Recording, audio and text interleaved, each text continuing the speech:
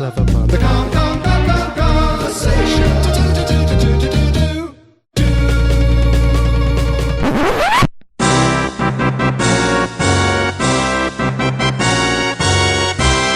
Hello and welcome to the Kongversation. I'm Hyle Russell. And I am Gibbon. Hello. Hello, and on this episode, you're not going to run away or anything, are you, Jem? No.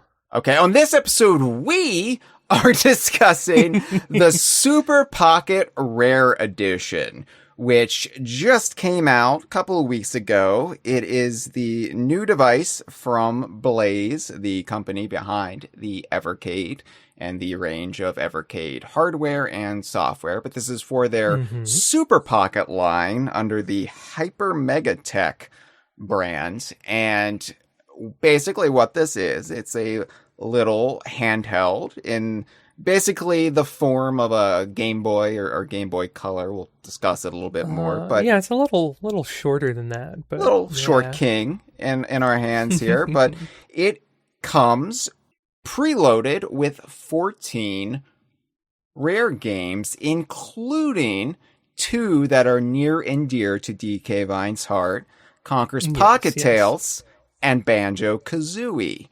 And I would say we're mostly going to be discussing Banjo-Kazooie on this episode because this version of Banjo-Kazooie is a new official release. It is the 3rd official iteration of Banjo-Kazooie with some minor and major alterations to the game not seen in either the N64 version or the XBLA version. There's a lot to get through on this episode concerning this version of Banjo-Kazooie and the Super Pocket Rare Edition as a whole. Now, we will be getting into spoilers for Banjo-Kazooie on the Super Pocket. Can I just say that it's fucking wild that in the year of our Lord 2026 we get to say, and we're getting into Banjo-Kazooie spoilers? Well, the year of our log 2026 in this case. Yes, sorry, my mistake. But we will let everyone know when we're getting into the real actual spoilers of this version of Banjo-Kazooie. So don't worry, you can listen up to the point where we scream at you to turn the podcast off. So I'm looking forward to talking about this with you. This is, this has been a treat to get this. It really has. It blew my expectations out of the water. Yeah, absolutely. So we're going to get into it on this episode of the Kongversation. But before we begin, I would like to announce, I guess, that this Thursday, July 9th, at 6 p.m. Eastern, 3 p.m. Pacific, 11 p.m. BST, we will be having a special live 45 Years of Donkey Kong episode of the Kongversation on twitch.tv/DKVine. Yes. That's so exciting. July 9th is the 45th anniversary of the 1981 arcade Donkey Kong cabinet. And we did a big 40th anniversary special 5 years ago. Can you believe it? Can you believe it's been 5 years? No, it feels like it's been 20. But we're not going to go as hard on the 45th anniversary just because, you know, we got to save up our energy for the 50th in 5 years. And honestly, I think given everything happening with the Donkey Kong brand at the moment, we have had plenty of opportunities and we will have plenty of opportunities to be reflective about the entire history of the franchise. But I still wanted to commemorate it because this big anniversary for Donkey Kong as a concept does come post-Bonanza, where everybody has kind of calmed down a little bit about the stability and future of the franchise. There's not as much hand-wringing now as there was on the 40th. So we will still be doing something for it. It'll be a live episode. I've got Dustin on board. and we're not doing the bit where Dustin runs away. Dustin will be there. Yeah, Hyle made sure to pay us all this time. Yeah. It's going to be a fun time, regardless. So tune in this Thursday, July 9th, 2026 at 6 p.m. Eastern, 3 p.m. Pacific, 11 p.m. BST. You know, given the number of people in Australia we have listening to our stuff, maybe we should start putting those time zones in too. I have to draw the line somewhere. So I basically go between the two coasts of the Americas, and then I go into and then rare time. Rare time, yeah. Okay. Which is at this time of year BST, but would generally be Greenwich Mean Time. Mm-hmm. And yeah.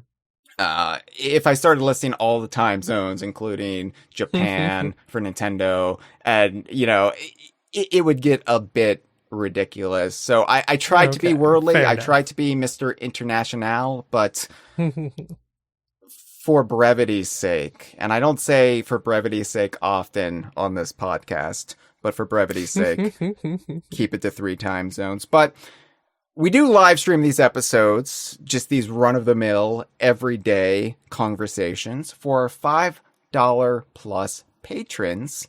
And we've got March Rhodes, we've got TJ, we've got David Thomas Lynch, DK Vine staffer, in the crowd today. Hello. How you doing? Think about supporting DK Vine on Patreon at patreon.com/DK Vine. If you like independent Donkey Kong Universe media, then help make it happen. Help make it possible by becoming a DK Vine patron. All right, Jim. As we said before we started recording, it is in the middle of a heat wave right now. Yeah, it is. I don't have any AC running behind me for audio fidelity's sake.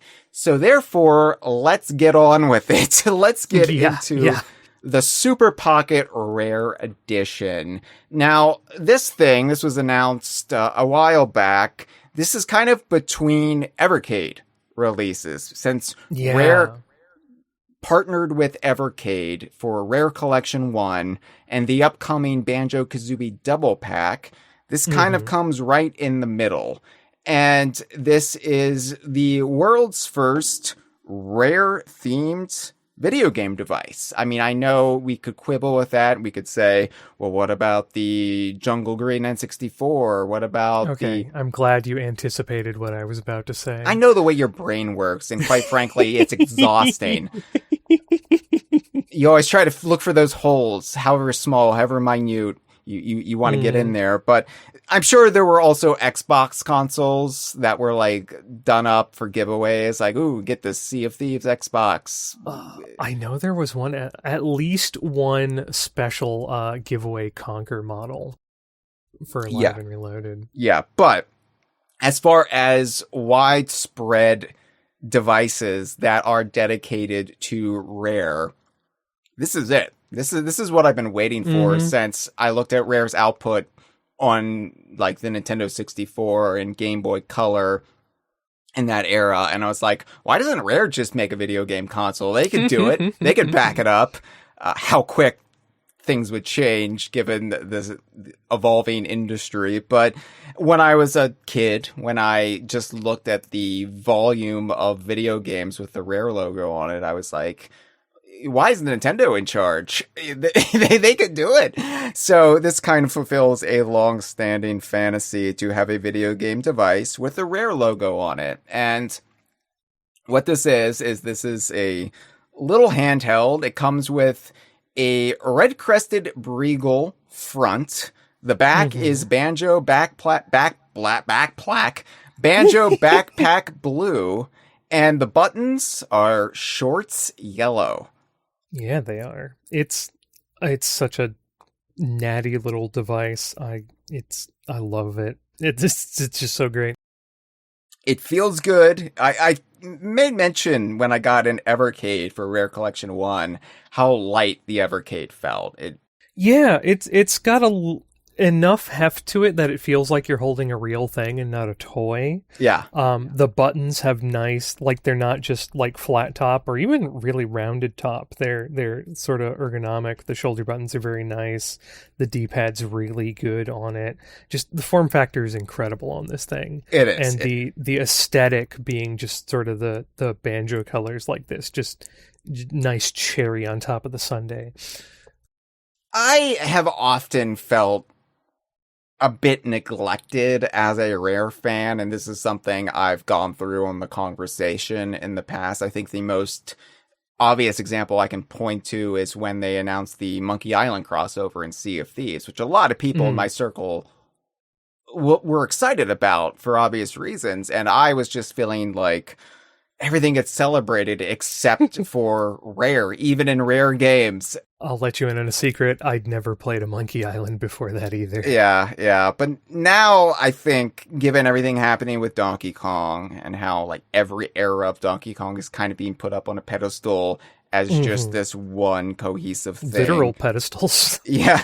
But we've also got the Rare team, Adam Park and Pete Hentz, who are really just giving us a wealth of stuff, with like licensing, and part of that is this partnership with Blaze and this Super Pocket Rare Edition. And I just love looking at it. I just love having it on my nightstand and seeing this Banjo-Kazooie colored video game handheld. And I'm just thinking, okay, this is what I've been waiting for. I remember, like, I don't know how universal this is, but back, I mean, they don't even have Bed Bath & Beyond anymore, but back when they had Bed Bath & Beyond and you would go in around the holiday season, you know, November to January, and they would have these kind of gift end caps and displays where they would have just stuff as like impulse buys for gifts, and they would have these like little video game devices that might have like Sonic the Hedgehog, or it might be Pac-Man. You know, here's a little plug and play console. Yeah. Here's a little arcade cabinet that looks like Pac-Man, only it's for your desk. And I was always thinking, you know, it would be cool if we got something like that. Just something dedicated to our games, be that Rare, be that Donkey Kong. And here we go. This is what I have always wanted, or at least I've wanted for the longest time. And you're right. Like, it feels great in the hands. I love the classy little Rare edition right beneath the screen. It's just, it feels like an elegant, sophisticated toy for the discerning adult. It's very amusing. It's sitting on the shelf next to my new 3DS and PSP, and just the difference in aesthetic makes me giggle. Yeah, I've got this on my nightstand, and many nights I will have my Switch 2 in handheld mode on my nightstand as well. So I'm just like precariously like balancing all of these little devices now. But this is, so you said maybe a bit smaller than a Game Boy Color. I haven't actually measured them. Yeah, it's smaller than my PSP. It's smaller than the 3DS. It's smaller than the Game Boy Color. It's about like the same width and depth as the Game Boy Color, but it's missing like an inch. Well, maybe not a full inch. It's missing some off the top. The barber was judicious. It's circumcised. It's compact. Okay. I like my word better. Well, the screen is 2.8 inches. It's an IPS screen, and I had to look up what this meant. In plane switching. I don't know what that means, but I looked it up. It's a good screen. It's a great screen. It measures 320 by 240, and it's very crisp. It's a very, very crisp screen. Banjo-Kazooie runs at 60 FPS. Speaking to that, one of the major advantages of IPS displays is that they are still visible in direct sunlight because of the way they're set up. Yeah. Yeah, so no glare, even if you have like the lamp that you're playing next to shining on it, you know, you can still make everything out clearly. This is the crispest Banjo-Kazooie has ever looked in official release. It looks so good. Yeah. Oh my god. And I know people will quibble and it's like, oh, the decomp to Banjo-Kazooie has been available forever now. And it's like, yeah, okay, but as an official release. Yeah, that always annoys me a little bit. People are like, oh, just play the decomps or play a ROM or whatever. And it's like, that's like 99% of the player base doesn't know what that means and doesn't have the technical know-how to run that. If they do, this is an official thing. This is an official rare sanctioned Banjo-Kazooie. And yeah, maybe I'm a mark. Maybe I am just a sucker who's a corporate whore who's just like, he needs that stamp of approval to say, yeah, that counts, but it counts and it's great. So lay off. I'm right there with you. I've still got my Xbox employee badges. Another thing I love about the Super Pocket, same as the Evercades, comes with a headphone jack. Yes! Oh, that's been so handy this past week. And it's the smallest thing, but considering, I don't know, Apple never includes that anymore. I mean, just have a headphone jack. Just have a headphone jack. Yeah, just do it. Come on.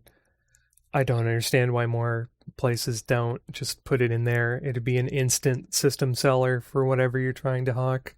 I think it speaks volumes that I absolutely adore the Switch 2 and I adore the Super Pocket Rare Edition. Both have a headphone jack, so I don't know. Like, yes, one has Banjo-Kazooie and the other has Donkey Kong Bonanza, so that also has something to do with it. Technically, both have Banjo-Kazooie. Fair call. Yeah. It also includes a USB-C fast charging cable, of which I now have like 6 on my floor from various things. Yeah, I just have a drawer next to my desk full of them. So, yeah. Yeah, so anyway, the 14 games included, they are built into the Super Pocket Rare Edition. Now, this can play any Evercade cartridge, such as, I don't know, Rare Collection 1, but the actual games are just in this device itself. There was a bit of sleight of hand with the marketing when they announced this. I wasn't sure if this was going to include like a bespoke Evercade cartridge that you could then like pop into an Evercade device, but no, these are inside the Super Pocket. They're part of the hardware. Yeah, it does come with like a clear plastic in that backpack blue like shell in the shape of an Evercade cartridge that goes in the slot and protects it from like dust and stuff, and is just another nice little additive to the slick presentation of the console. Yours is clear. Mine is just solid blue. Oh, no, sorry. Did I say clear? No, my brain's not here. It's a solid blue plastic. I was like, oh no, you got a variant edition that I now covet. No. So, yeah, obviously the new build of Banjo-Kazooie, it's the main draw of it. It's what's heavily featured in the marketing. On the box, you've got a render of Banjo and Kazooie. So it's basically what this entire thing is built around, and for good reason, because so much love went into it, which we will get into. The 13 additional games, I'm not trying to write them off. I'm not trying to, belittle them, but they're more a bonus than anything else. Like, if this just came with Banjo-Kazooie, I think it would justify it. But Conker's Pocket Tales is there, and we love that. Conker's Pocket Tales was also part of Rare Collection 1, as was Jetpack, Night Lore, Gunfright, Cobra Triangle, and the original Battletoads. Now, the new additions, unique to this, are Lunar Jetman. I can never say this game right. I don't know if I'm pronouncing it right. Attic Attack? I think it's Attic Attack, and they just spell it weird like they do with all of their stuff from Ultimate. God damn. All right, Attic Attack, Slalom, Snake Rattle and Roll, Solar Jetman, RC Pro-Am 2, and Battletoads in Battle Maniacs.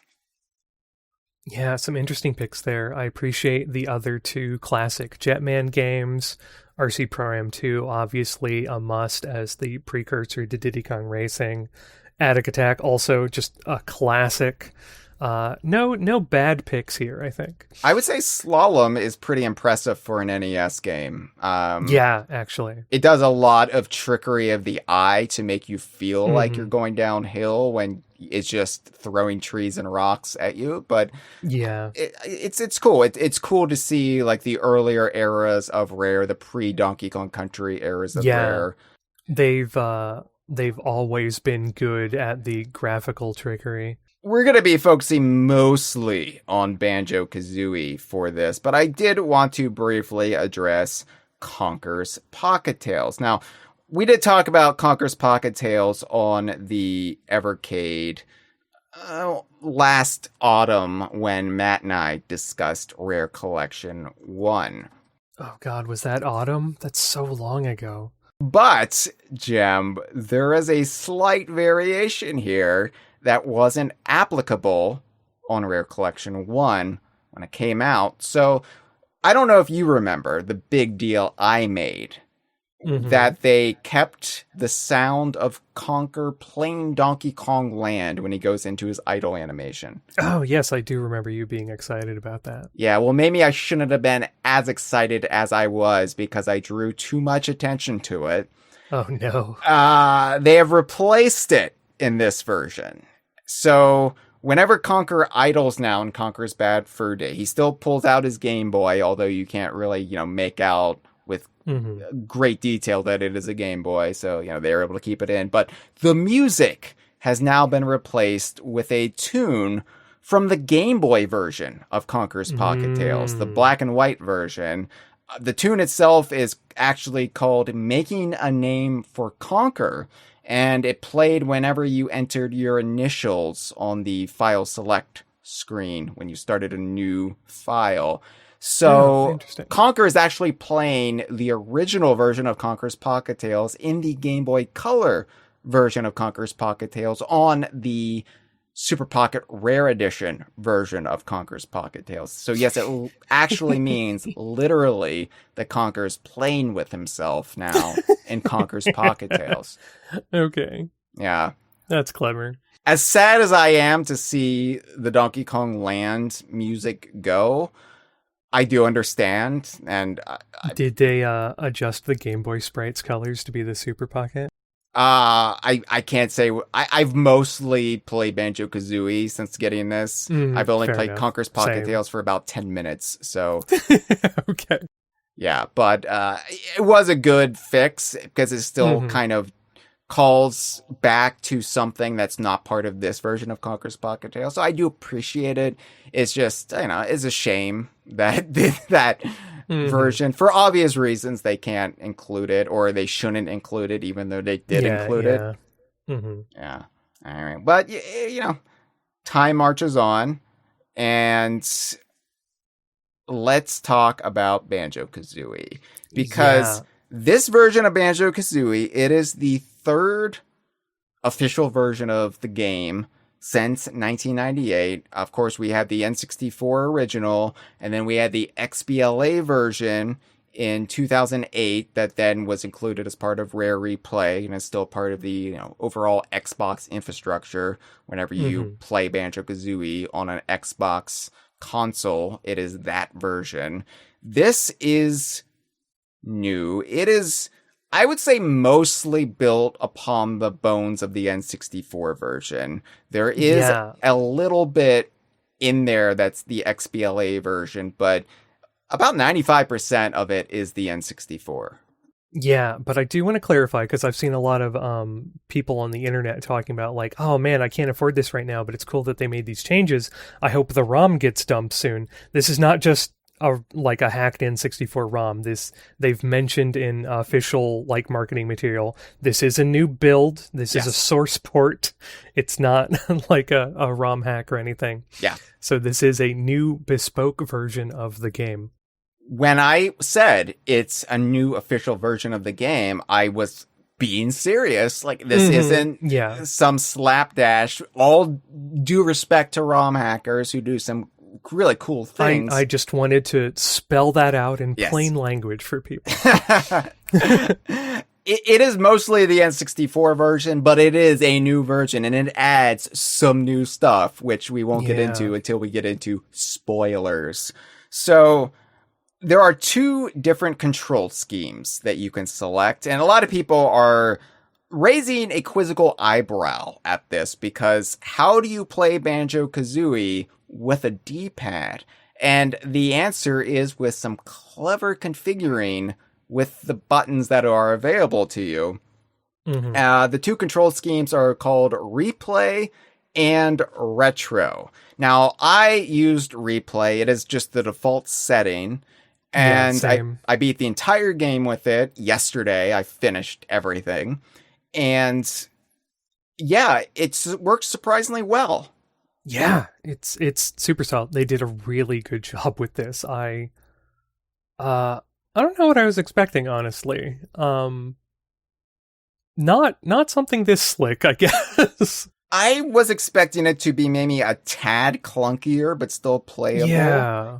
And there is an adjustment period. Let me just say that from the outset. There is a little bit of like a rough and tumble learning period where really it's your muscle memory holding everything back for the most part. Either from the N64 version or the XBLA version, your fingers will initially be fighting you. So I do recommend going through Bottles training in Spiral Mountain. I do recommend taking things a bit slow at first, get the feel of it. The only times I really struggled, and I think was mostly down to still not being completely comfortable playing outside of an N64 controller, it was swimming. Oh, it was the opposite for me. I found swimming so much easier in this version. It's funny because stuff I found flying worse though. Oh no, flying was a breeze for me. Stuff I found somewhat difficult on past versions actually were simplified on this version, whereas things that were simple for me on past versions got a little bit more complicated. Yeah, it was a mix for me. Overall, I found the controls very nice and actually just a bit better and more responsive. I think someone pointed out that maybe it was because you're not moving the stick through the N64's dead zone when you like turn and stuff, and you're getting like sharp directional input with the D-pad. But yeah, some stuff was definitely easier, like for me, like swimming. But yeah, some stuff, like I wasn't good at aiming in the air while flying to begin with. And now I just can't do it at all. Oh, well, yeah, for me, swimming, especially in Treasure Trove Cove, trying to get the underwater objects like the blue Jinjo or the honeycomb piece that's just kind of in the corner.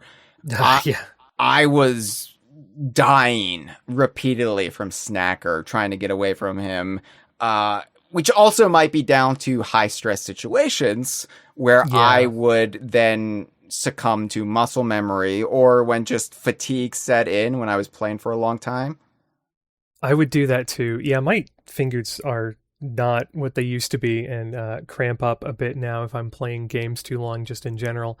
But also the high stress, like when you hit a switch and had a time limit to do something, or like when you're first running around Freeze Easy Peak and all the Sir Slashes are aiming at you, I would panic a bit and my brain would just be like, oh, N64 controls.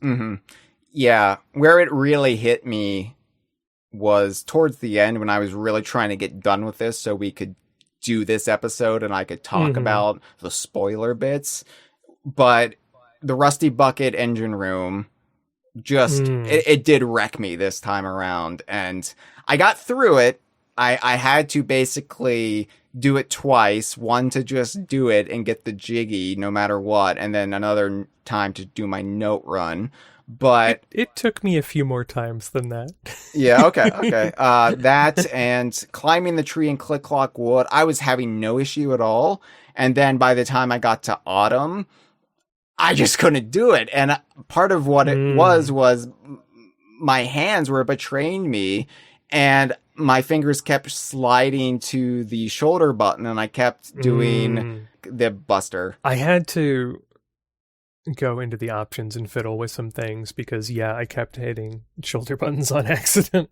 So once I basically locked down my fingers to not touch them, I was fine. But yeah, it works surprisingly well. Beak bombing for me was so much simpler. I just decimated the Sir Slushes with no issue.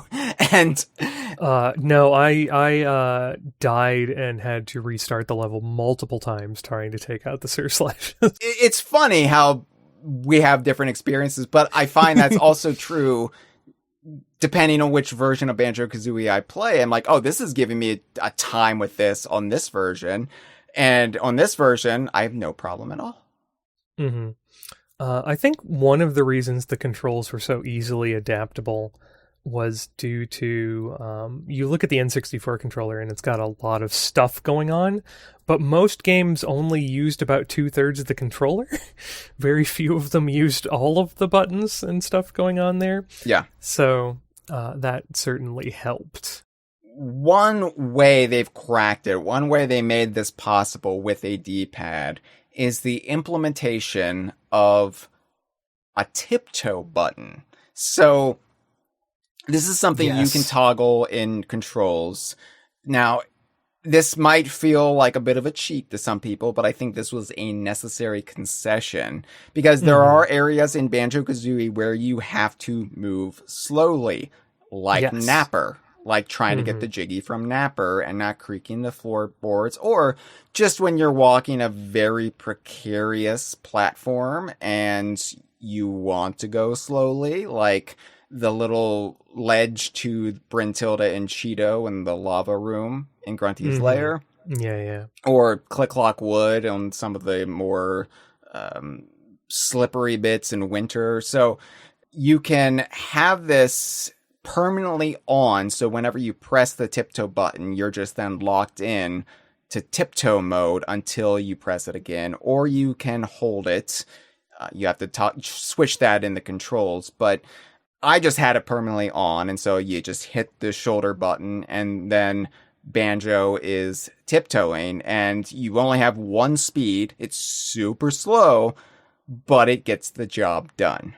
Yeah, I kept accidentally hitting it and entering tiptoe mode, so I went and changed it to hold for most of the game. For sections like Napper, I put it back on toggle so that I could just press it and not have to hold the button in the entire time. And then I changed Talon Trot to toggle, where I believe the default is hold. So I basically swapped those two.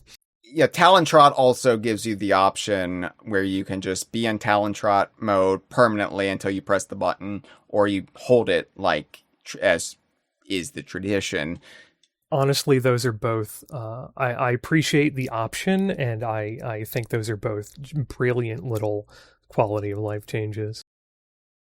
I was accidentally pressing the tiptoe button a few times and be like, why am I moving so slowly, even flying? And then you realize you hit it, and then eventually you grow accustomed to it, but it is a bit of a shift in the way you think about this game, the way you approach it, but it cracks it. It makes playing Banjo-Kazooie with a D-pad possible, and not even uncomfortably. It is just natural, actually, once you get used to it. It doesn't feel like, oh god, this is murdering my hands, this feels unnatural, this feels unseemly. No, you get used to it. Yeah, no, it's very good. It's very snappy, very responsive control scheme. Does not feel uncomfortable. Like I said, the system's form factor is great. And aside from just like the arthritis that runs in the family, didn't have a problem with it. Yeah, fingers crossed, because I can still cross them. No arthritis set it in here. So there's also the retro control scheme, which is a different button layout that I think is supposed to more closely mirror the configuration of an N64 controller. Now, I did not bother using retro controls because I felt that I needed the discipline to learn one control scheme for this and get good at it rather than swapping back and forth and, confusing my fingies even more than they already were. So I just went with the default option, which is replay, but I did try out retro after I beat the game, and it's just a little bit different. Ultimately, I think whatever one you prefer probably has to do with whichever one you pick at the start of your adventure. Yeah, pretty much.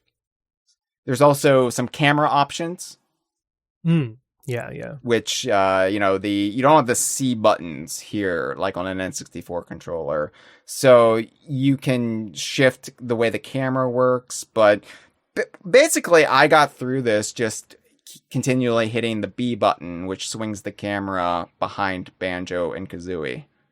Yeah, pretty much. There were a couple places where I swung the camera around such that, I was looking at the camera for, positioning on something, but for the most part, just using B or going into first-person mode to orient myself properly. Yeah. Got the job done. It did. I think Banjo-Kazooie, for its era, had really good camera controls. Obviously, it showed its age a little bit in the years since, but it's got a pretty good dynamic camera. I noticed particularly when you're going to the entrance of Bubble Gloop Swamp and going along that winding pathway, the camera does a good job of sort of subtly swinging a little bit to keep you at a good angle as you're going by. And it just, that sort of magic camera is throughout the game, and kind of, it does a lot of work, and I don't think it gets appreciated enough. No, I think it was a huge step up from Super Mario 64 in that regard. But of course, then games since have just blown way past it, and the camera isn't really an issue anymore in games of this sort. And I think that they did find a way to get it to work well on the Super Pocket.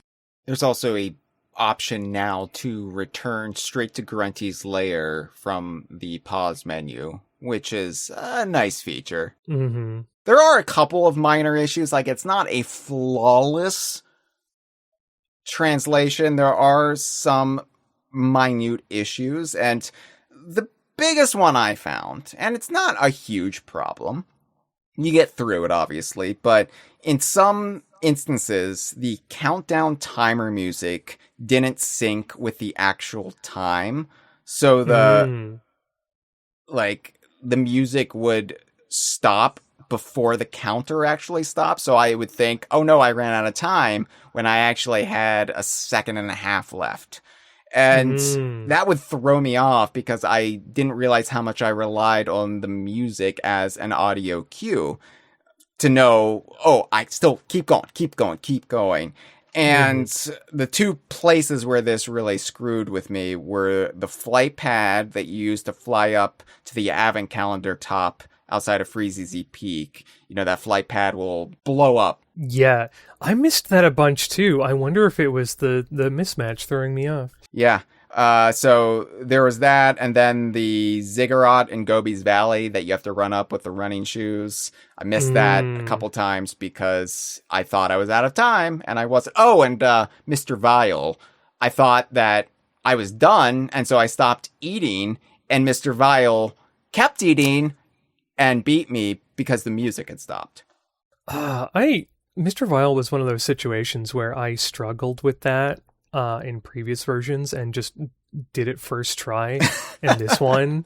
And I'm wondering again if it's because you've got the snappy D-pad input and aren't going through a dead zone on a stick as you try to do turnarounds and stuff. Maybe. This time around I did just wait to get the running shoes.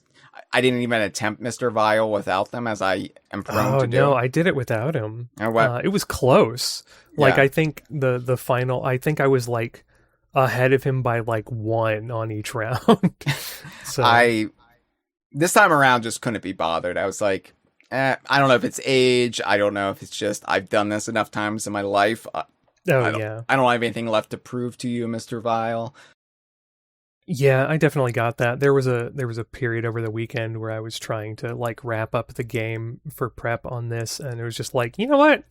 I've beaten this. I don't have anything to prove to anybody. I'm gonna go spend 20 minutes in the sandcastle turning on a bunch of cheats.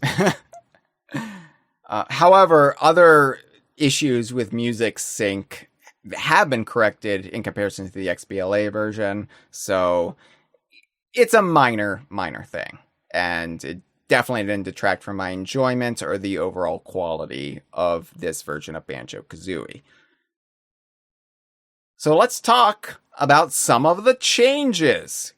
Yep. Jem, this is basically spoiler free. We're not going to get into the big thing, the big treat for longtime fans, but if you do want to be surprised by any of this, then maybe tune out now. If you don't care, except for end of game spoilers, then keep listening. So, like I said, this is more of the N64 version at its heart than the XBLA versions. It is still different than the N64 version, but I think it's more true to the original 1998 game than it is the 2008 version. Yeah. The big comparison point is that the music note system is the same as the N64's, meaning you've got to collect all 100 notes in one go. Your notes don't save. Overall, I prefer that. It did cause me some frustration at times. Yeah. But then I would also get frustrated in the XBLA version because it just became a game of like, where the hell is the one I missed sort of thing. Yeah. I think later games, later 3D platformers have, struck in a good balance where you've got the kind of invisible like outline of where that item was. And any items like even Yuka Replayly, I've been replaying that on the Switch too. And you've got the quills that you can still see even if you've collected them. So if they're there to kind of serve as a arrow or a roadmap of where you need to go, you can still rely on that. So I do prefer this way of collecting all the notes in one go, although yes, it is quite frustrating. It can feel cheap at times. I just think it's more authentic to the original vision of the game, and so it's what I will prefer vastly to what the XBLA version did. And honestly, it was kind of a fun challenge to then, in the later worlds where things get much more difficult, to then just do a note run at the very end. Like, okay, I'm not going to get all the notes when I have to get these high pressure jiggies, or I have to, get all the Jinjos. So I'm just going to go in after the fact, get all the notes. And yeah, there's something almost Zen-like about it where it's just like, okay, just the notes, just the notes. I started doing that around Gobi's Valley when I forgot that the maze in the pyramid just kills you when you fail. Yeah, the ceiling falls on you. All Nintendo logos have been removed, obviously, but so too have all of the Microsoft Game Studio logos been removed. Yeah. So places where either would appear, like the intro with the buzz bomb flying around. I kind of missed that. The intro felt a little off the first time I booted it up. Yeah. But yeah, you get used to it. I do think they could have just put the Blaze logo in there for the hay of it, but it is what it is. They don't want to be too self-aggrandizing. That's fine. Mumbo's xylophone is now just empty. It doesn't have any logo on it.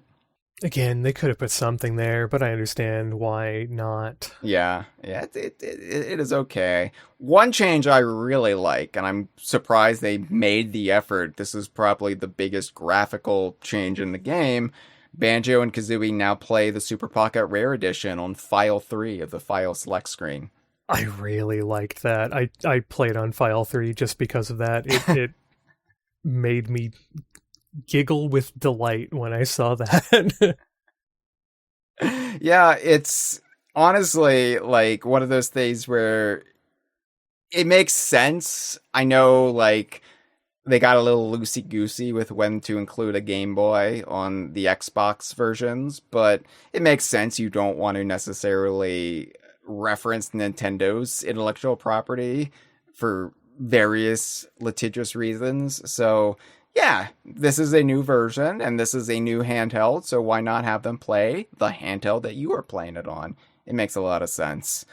The font. Let's talk about the in-game font. I love this in-game font. Yeah, it's nice. This is a vectorized recreation of the original N64 font. It's not just the original N64 font carried over. They've redone it in a new vector, so it can be upscaled indefinitely, such as when the Banjo-Kazooie Double Pack comes out and you're playing on the Evercade Nexus. This will be the font that will then be, used and slightly bigger and slightly sharper. And it looks so close to the original that it just makes me hate the XBLA font all the more.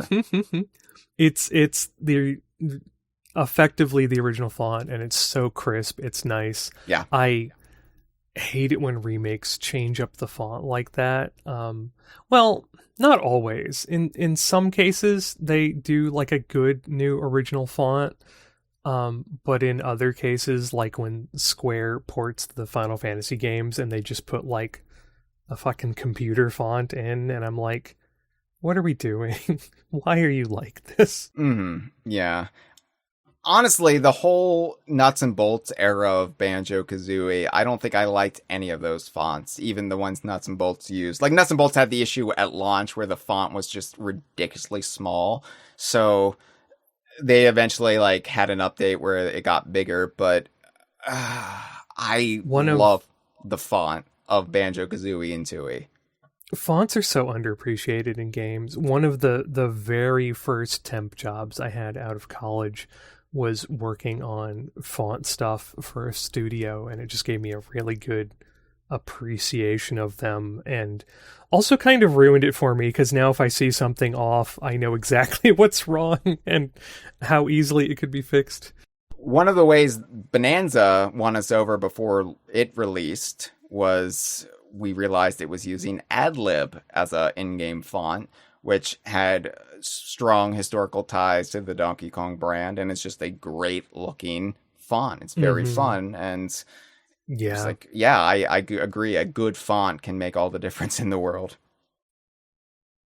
So, speaking of dialogue, the dialogue has been tweaked because anytime they reference moves, how to do moves, and button layouts, that has obviously been updated to reflect the Super Pocket. And I appreciate that because, again, not something all ports do. Yeah.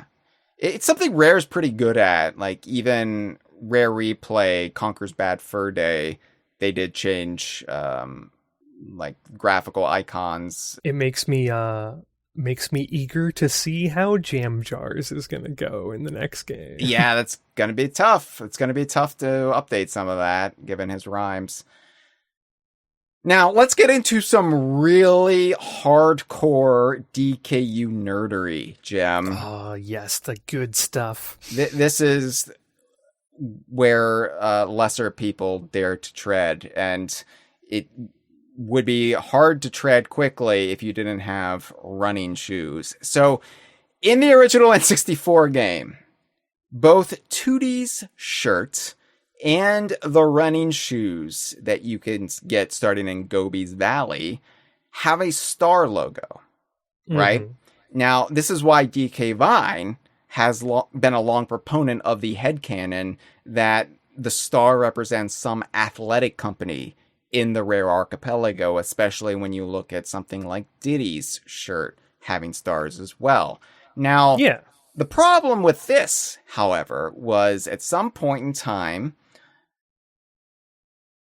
somebody realized, oh, you just use the star because it's the Converse logo. It's what's on Converse shoes. Oh, no. And they must have realized this before Banjo-Tooie came out, because the running shoes were changed in Banjo-Tooie to now have a lightning bolt and not a star. And they were, in fact, given a new name, Turbo Trainers, just to kind of clear the air there. And I think actually in later versions of Banjo-Kazooie on the N64, they changed them. But the original version, the launch day version of Banjo-Kazooie had stars on the running shoes. So, in the XBLA version, the running shoes have the Turbo Trainer's lightning bolt, but they also, just to be safe, changed the little graphic on 2D shirt, so the star was just cut in half. And it looks like, what, a crown or something? It's just half of a star, and they're like, good enough. Now we won't get sued by Converse. Are we sure that was on purpose? So I've asked around, and I've gotten mixed answers on it. Some people say, yes, it was absolutely on purpose. Other people say it was probably a little bug or whatever, a little visual hiccup. And then other people say, I honestly don't know, could go either way. But I say all this because the Super Pocket and I guess Evercade version, when you consider this, will be included as part of the Banjo-Kazooie double pack for the Evercade. They split the difference. 2D Star is thankfully intact, but the running shoes do have the Turbo Trainer's lightning bolt. So there you go. I'm glad 2D got her full shirt back. I do think the star looks better on the shoes, but I understand why they changed it. Considering 2D had the star in Super Smash Bros. Ultimate, I don't think it's an issue anymore, or it's not considered an issue because Converse isn't going to sue over somebody's shirt. So they did change a couple of things pertaining to the difficulty vis-a-vis controlling the game with a D-pad and the new button layout.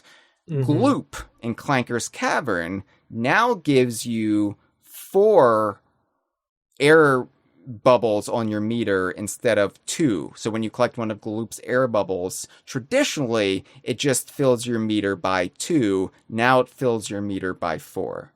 I never found this out because I could never get myself to actually collide with any of the fucking bubbles.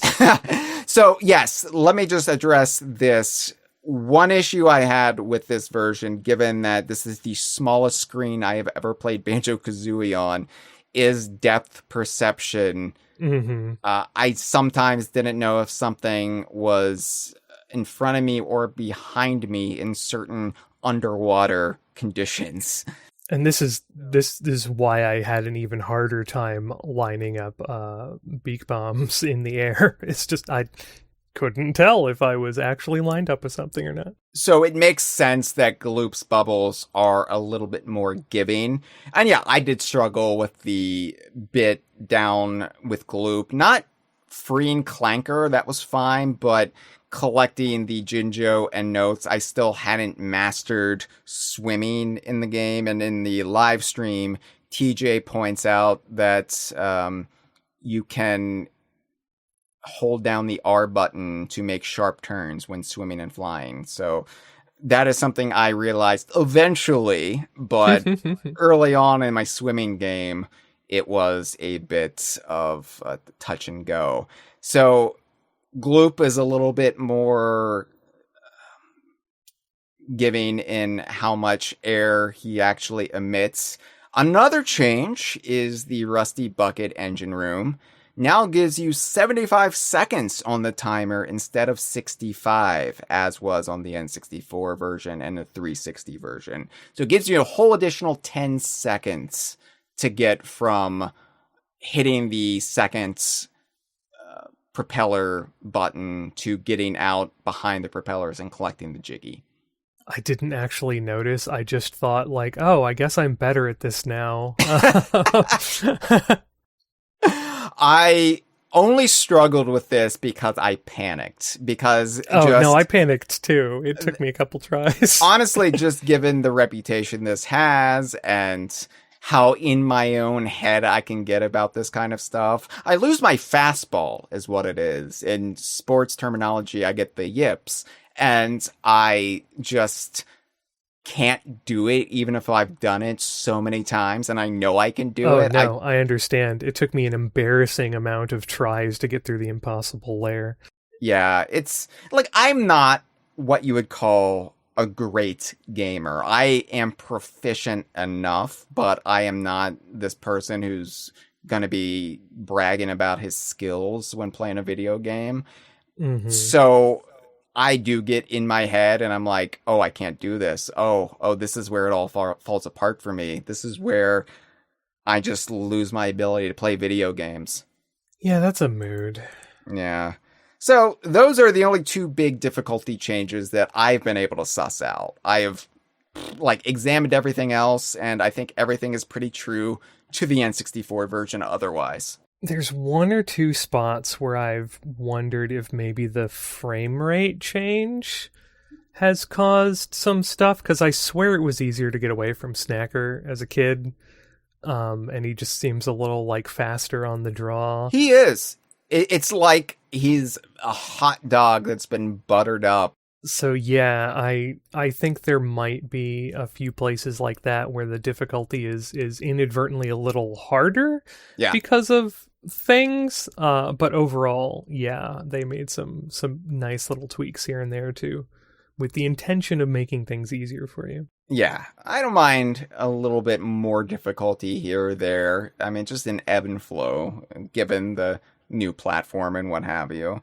So, moving on, and maybe this will be considered spoilers for some people, because I'm talking about Grunty's Furnace Fun. But, of course, like the XBLA version, explicit references to Donkey Kong characters have been removed. They do still have a legally skirting allusion or two, but obviously Cranky Kong is no longer name dropped in Grunty's Furnace Fun. The question about Clanker's dumb voice, in the past, like the three options are Clanker the Whale, Cranky the Whale, and Cranky Kong. Now, Cranky the Whale is still there, but Cranky Kong has been replaced by, I think, Stinky the Whale. Okay. However, the question about what Konga throws, they did leave the incorrect barrel option in there. So like I said, illusions are okay. They just can't come out and say, oh, Cranky Kong, yay. Yeah. I wonder if they're going to remove the plumber line that Kazooie... Oh, I'm sure it'll be the XBLA version where they just talk about that Italian fellow or whatever. Yeah. Or maybe they get even more skirting than that, you know. That might be a little bit too close to the bone still. But overall, like, I understand why that stuff can't be in there, just like I understand why they did change the idle music in Conker's Pocket Tales, because me and my big mouth. Yeah, I really was. I think it's the first time in my life where I saw that. It's the second time in my life. Second time this year I've done it, where I have seen something and then I just looked at this non-existent camera and I just did the Urkel quote. I said, did I do that? The first time was actually seeing that Vendy was a playable character in Super Ukulele Kart. So let's get into the hardcore spoilers of it all. Spoilers from here on out. If you do intend to pick up a Super Pocket Rare Edition, if you would like to be surprised by what awaits you that has never been in any previous version of Banjo-Kazooie, and this already hasn't been spoiled for you because people are pretty freely talking about it on the internet, then tune out now. Come back later. All right, so the closing scene where Mumbo is showing Banjo and Kazooie the magic Polaroids with the 3 stop and swap items. One alteration, which is minor, but I think pretty cool that they changed it. Kazooie now calls Mumbo a masked misfit instead of, as in previous versions, a masked midget.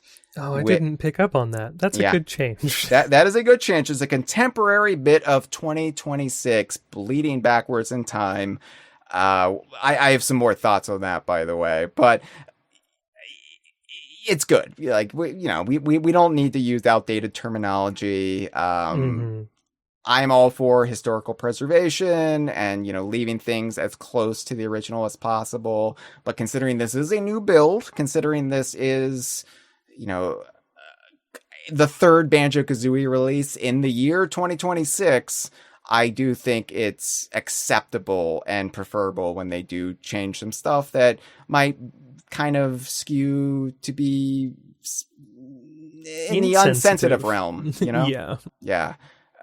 The original version is still playable on Nintendo Classics, but you can now play this and have Kazooie be a little bit more sensitive when it comes to her insults. So anyway, Mumbo gets into it. Mumbo shows you the 3 Polaroids, and once you get to the final one, the blue egg in Gobi's Valley through the door, then the dialogue starts to change. It starts to alter. Kazooie usually says, when it comes to the blue egg, it's only another stupid egg whenever it reveals itself.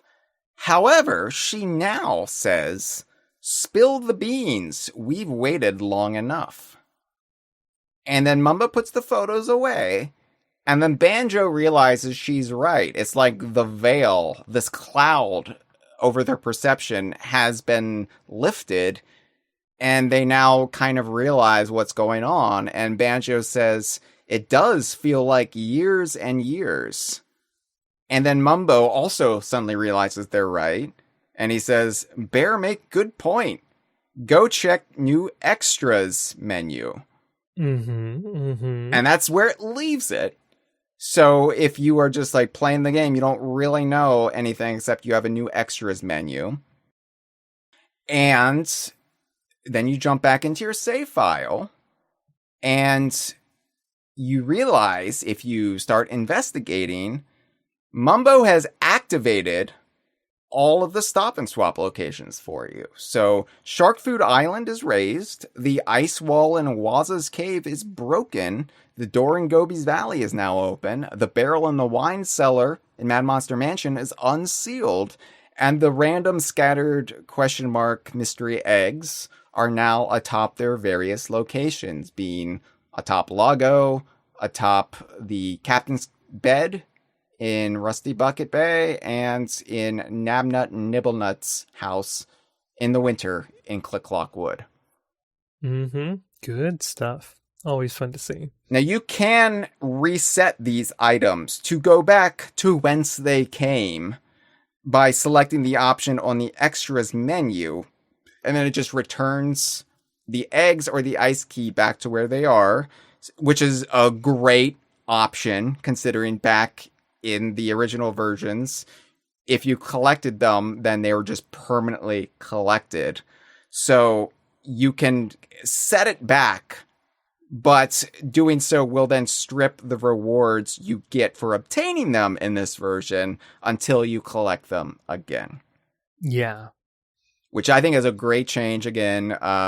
As somebody who views these items as holy relics, it is nice to not have to make such a big deal about grabbing them, like knowing that is irreversible on the N64. Always holding out hope that stop and swap will work one of these days. And it's like irreversible across the cartridge, right? Yes. Like, yeah. Yeah, like across save files, it's one and done. So it's like, I've got to wait because what if Donkey Kong 64 comes out on the Evercade? No, you can just get it. It's fine. Don't worry about it. Now, the majority of the mystery eggs give you the bottles bonus cheats that you get for doing those insufferable puzzles in Banjo's house. It gives you those cheats on demand, so you don't even need to go to the Sandcastle and Treasure Trove Cove. You can just select them from your extras menu. And this includes all the various big-headed modes. This also includes Wishy-Washy Banjo. And by the way, there are some extras that are just unlocked from the get-go before you even get the stop and swap items, like Infinite Air, infinite ammo. You can just like have fun with Banjo-Kazooie at this point. Again, most of a lot of the sandcastle cheat stuff. So yes, but you don't have to go to the fucking sandcastle and type in a 60-digit word in a perfect streak without screwing up once. You can just click a button. It's such a nice change. And I'm somebody who loves convoluted nonsense. It's a little bit of a shame there's no like new game plus mode, so you can like start a new file and just have that stuff available. But it's still fun if you're just going to go in and screw around. And screwing around in Banjo-Kazooie is something I love doing. It is just it's one of those games where probably because the original game ended on such a big mystery that kind of blew our minds when we first played it, I have just spent so much time exploring. Oh, I think this is just true of all the old early N64 era games like Super Mario 64, Ocarina of Time, or Banjo-Kazooie. It's just like, this is a brand new world to explore. I'm gonna get every ounce out of it I can. And there were so many mysteries and urban legends and playground rumors for all those games. Banjo-Kazooie really leaned into it because it said, hey, here's these secret areas and they won't open up until the sequel comes out. What? Yeah. And there were all these little tantalizing nuggets throughout the game, like Gobi saying, I'm going off to the lava world. And you're like, wait a second. What? I spent so much time in that little lava area trying to figure out where the entrance was. The theory that there was going to be some sort of entrance to the lava world that would rise up from the lava in that room, and it would somehow be activated with Banjo-Tooie, but be within the architecture of Banjo-Kazooie. Nonsense. Complete nonsense. But that's where Banjo-Kazooie left us in the summer of 98. And I spent so much of that summer playing Banjo-Kazooie. It wasn't completely outside the realm of possibility because we'd had stuff like Sonic 3 and Knuckles where it's like, oh, you connect these games somehow. And look, now Sonic 3 is different. Right. So basically everything was on the table with this ending of the original Banjo-Kazooie. So the fact that now basically these items just give you the ability to have fun with the game and sort of break it in some ways is really rewarding. And one of those ways is one of the new abilities you can select from the extras menu by collecting, I think it's the egg in the wine cellar. I'm not completely sure. I tried to see what each item unlocked, but I think it's just on. I think it's just available from the start. Are you sure? Not now that you've said something. Well, this is the new Breagle Boost mode or move really option. Breagle Boost. What this does is you select it from the options menu, and then you unpause the game, and Kazooie will just take flight on demand, sans flight pad. Yeah, it's great. This means you can fly in any world or any location in Banjo-Kazooie, reaching areas previously inaccessible without the use of unauthorized methods like Game Shark or just ROM hacking. Using it in early areas like Mumbo's Mountain or outside in Spiral Mountain is just oh my god. Always looking up in Spiral Mountain and wondering how far over the horizon could I actually traverse.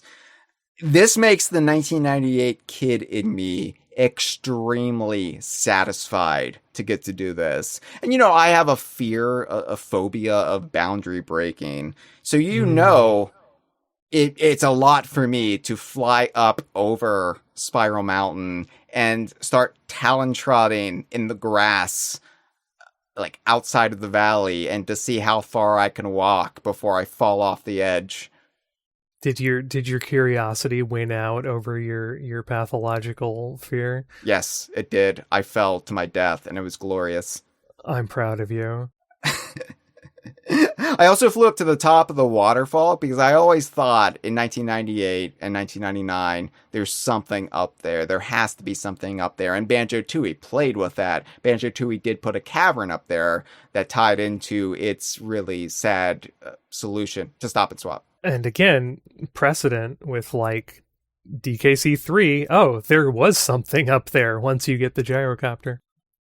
But I flew up there, and turns out that the ledges up there are permanently slick. Even with the Talon Trot, you will slide right off, which I kind of like because it kind of preserves the notion that the Banjo-Tooie cavern is actually up there. You just can't get to it at this point in time. Yeah.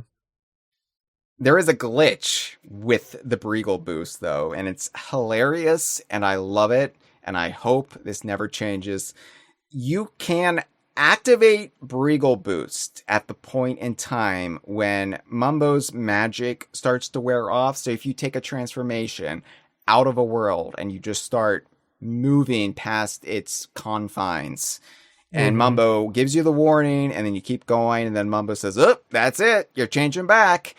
As soon as you can pause it, and select Breagle boost, and what will happen is the transformation will be halted, but you will, at that point in time, have the abilities of Banjo and Kazooie, but you will be in the animal form. Oh. So, for example, I tried this morning going out of Mumbo's Mountain, started to change out of the termite form, hit Breagle boost, was stuck in the termite form, but could do all of my Banjo-Kazooie moves. And I was actually flying around as the termite at first. Oh, wow. What I then did was went out into Spiral Mountain, and that seemed to reset the controls to termite Banjo, but I was in Spiral Mountain. If you go back into Mumbo's Mountain, can you then de-transform and like reset? I haven't had time to fully play with the possibilities. And I'm a little bit scared about how much I might break things. But I did make sure to run down to Banjo's house as the termite and crawl around on his bed. Oh, God. Let's talk about my phobias. I did share a screenshot of that with you, or rather a phone picture of it. Yeah, I shared it on Blue Sky as well. It's horrible. Yeah, did I ever tell you about the time I woke up covered in ants? I don't want to hear it because that might awaken a new phobia in me. Yeah, I'm still not over that. So the ice key is the big one. The ice key unlocks probably the most amazing thing in these new post-game features. And I think Breagle Boost is pretty amazing, but the ice key unlocks a new music player. Yeah, it's great. Now, this includes 131 tracks, 107 tracks from the game as we know it, and 24 unused tracks composed for early versions of Banjo-Kazooie or even Project Dream.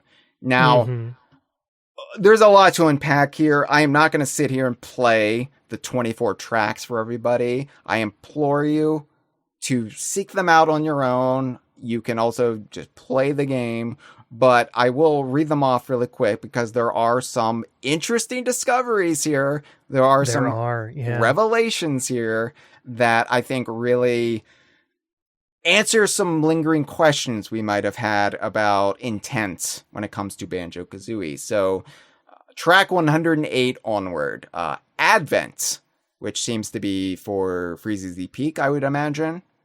Yeah. Mumbo's Rain Dance, which is a banger. It is. Click Clock Wood Treehouse, which seems to suggest at one point in time the treehouse was going to be much more of a locale in Click Clock Wood. The treehouse that's being built as the seasons go on. Yeah. And I don't know what the intent was for it, other than like it would actually serve as an interior location with different music. And part of me, of course, the sick, depraved part of me that has to wonder this, Gem, is wondering, was Donkey Kong going to show up in the winter in Click Clock Wood? Oh, that's like, now you put that in my head. It's like, oh, my treehouse is complete. Here I am. See, I always associate Click Clock Code with Conker because of the squirrels, but yeah, Donkey Kong showing up because there was supposed to be that stop and swap interplay in the first place. But what about Naughty? Naughty is also there. Oh, true. Donkey Kong's like, I'm keeping tabs on this Naughty down here. I don't know. Okay. That there's nothing in there to suggest it's a Donkey Kong theme, mind you. I just, of course, have to go there. We get some really cool show floor build tunes. We get Treasure Trove Cove from E3 1997. Treasure Trove Cove Pirate from E3 1997.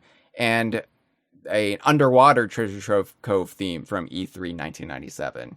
These are all fun. Ultimately, I think what we ended up with is a lot better for the locale. Yes. But like, they're not bad tunes by any means. It's just interesting to get that early variation. Like, as somebody who is a music nerd and a Beatles nerd, I love things like the Beatles anthology, or even like bootlegs that are released where you can hear early versions of the songs, and they're not as good as what they wound up with, but if you're really into it, it's just very fascinating to see like where it was at this earlier state. Yeah, and it's the tone of the world would have been completely different if they'd gone with this. Yeah. It's a bit, I don't want to say more serious, but more subdued than the sort of like tropical vacation music we ended up with. It's not as jaunty. Yeah. Yeah, it's not as jaunty. That's a good way to put it. It's like Grant Kirkhope almost trying to channel David Wise versus just that's a good way of putting it, honestly. Yeah. So this is where things get really surprising. Atlantis is a track, and it is basically the Atlantis theme from Banjo-Tooie. Yep.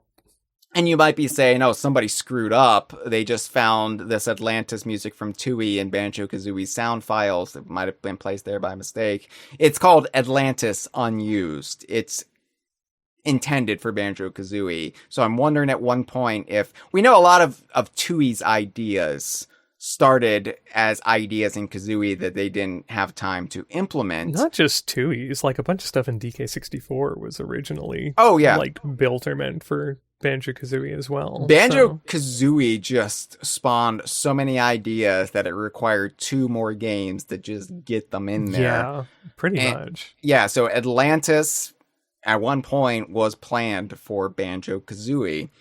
Then we get into tracks that are a bit more nebulous. We know from Greg Mail's like self leaks that he's done over the years, and including since leaving Rare last year, that there is going to be a fairy tale world planned for Banjo-Kazooie that looked almost like Mario-like in aesthetics, although more weighted towards just classical like European fairy tales over like the Mario aesthetic. But yeah, one of the tracks is called Dragon Cave Battle, and another track is called Dragon Pass. Yeah, and these are fun. I wish we would have gotten to see that world, like the stuff with Smokey and the Dragon Forest and Diddy Kong Racing is one of my favorite areas. So seeing that as like a full platformer world to like contrast the sort of goofiness of the rest of Banjo-Kazooie would have been interesting. I think Banjo-Kazooie is a fractured fairy tale, but it never goes into that kind of realm of fairy tales. It's more, bears and witches and like what lies in the forest. Yeah, it's sticking with like, Goldilocks and the Three Little Bears and Brothers Grimm, Brothers Grimm sort of stuff. Yeah. Doesn't really get into the like Once upon a time, there was a dragon. Yeah, yeah. Funfair is a track. This is an interesting one because it's very obviously the prototype for like Witchy World, Yep. but it's got a different vibe to it. This team, Greg Males and crew, they love their broken down theme parks and carnivals. Mm-hmm. Giant is a track. Yeah, I don't have a lot to say about this one. It's a Yeah. fun tune. Yeah. I feel like this one's probably a holdover from Dream. Yeah, like so many early stories about Banjo-Kazooie was, they're going to be fighting a giant, like which was a Land of holdover from Giants. Dream. Yeah. Yeah. Mm-hmm. So then you had like all these misconceptions about the little demo world that they created that then like found its way into screenshots, and people said that was the Giants layer.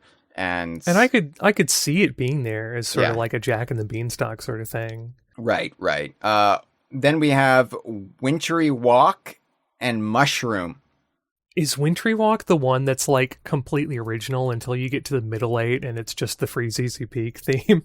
Yeah, I think we're getting a lot of like variations on stuff that was ultimately worked into either this or 2E.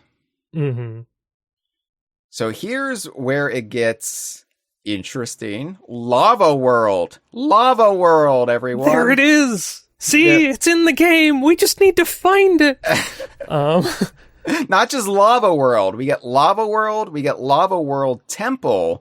We get Lava World Tip Top. That's exciting. He was going to show up in the Lava World. That's crazy. What do you think he was going to do? Tip Top was going to show up again in the Lava World. Oh now, my girl. Do you think they were going to do like a Bowser pastiche of Tip Top in the Lava World? I don't know.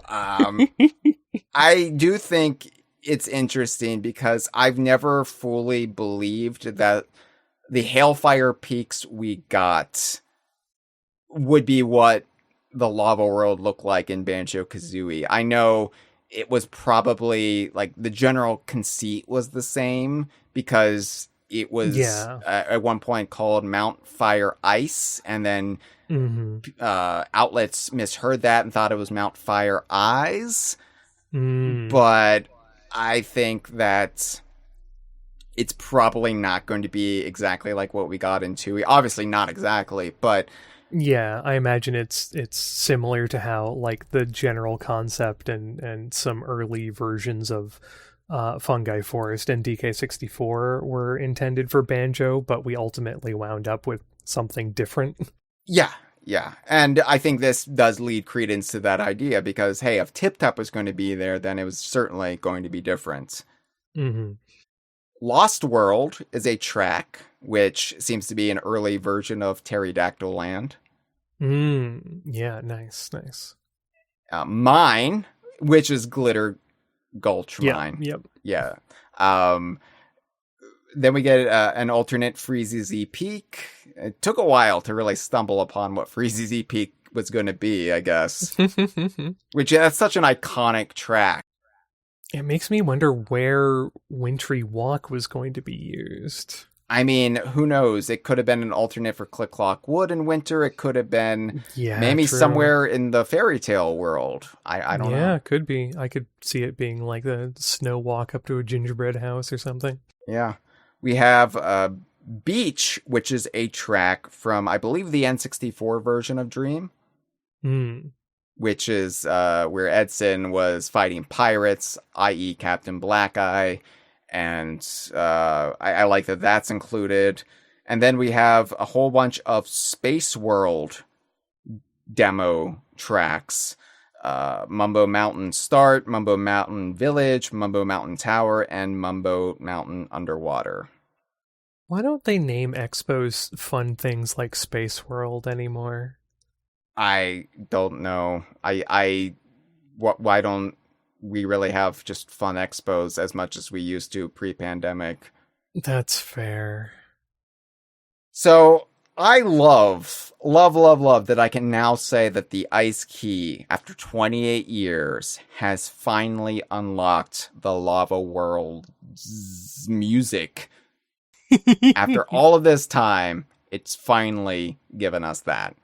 Yeah, I'll take it. Okay. TJ in the live stream says, as Grant Kirkhope commented on these older unused tracks now being available to listen to. Probably not. I don't even know if he would be aware of this at this moment in time. There's been a couple articles out about them. One speedrunner got through the game really quickly on release day and recorded a bunch of these tracks and put them up on YouTube, which was possible to get clean rips of them because of that headphone jack. Yeah. But they've only been up for a couple days. The news is just sort of spreading. So unless he was like intentionally looking for stuff, I don't know if he'd even be aware.